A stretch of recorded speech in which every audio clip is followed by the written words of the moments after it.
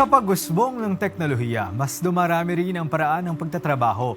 Isa na rito ang freelancing na patok sa mga Pilipino dahil sa flexible na oras at mas malawak na pagkakakitaan. Ngunit sa kabila ng mga benepisyo, may mga hamon ding kahaharapin ng mga nasa ganitong uri ng trabaho. Alamin sa aking report.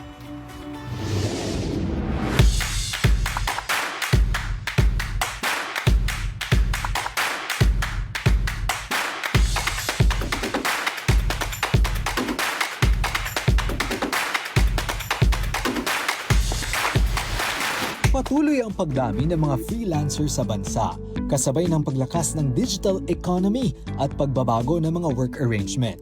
Ayon sa Department of Labor and Employment o DOLE, inaasahan pang mas lalawak ang freelancing dahil sa pagbabago ng negosyo at workplace setup sa buong mundo. So ngayon, marami na rin tayo mga freelancers. Marami tayo mga, aside from freelancers, marami nag-i-emerge rin ng work and employment arrangement.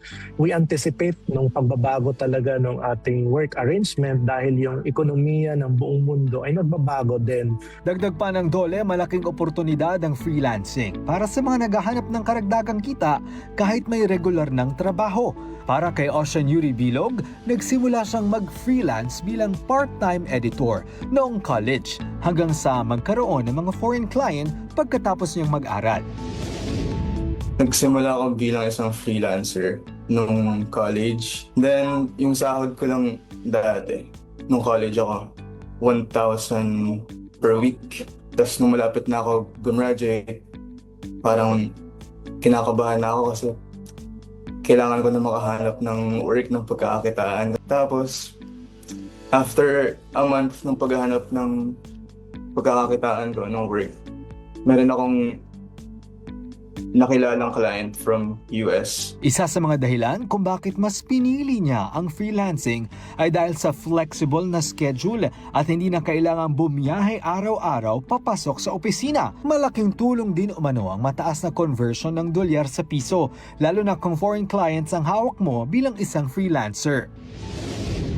Yung work na US yung clients, mataas kasi yung conversion niya dahil sa peso.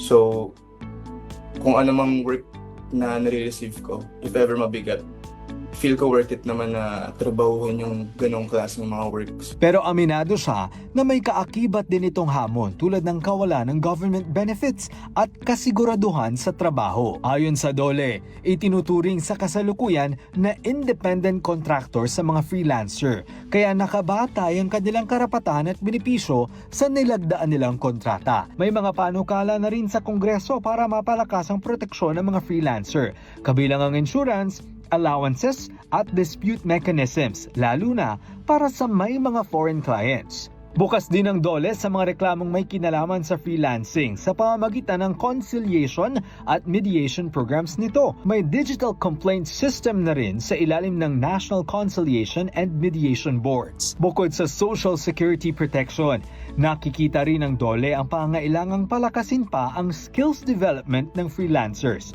para makasabay sa mabilis na pagbabago ng teknolohiya at market demand.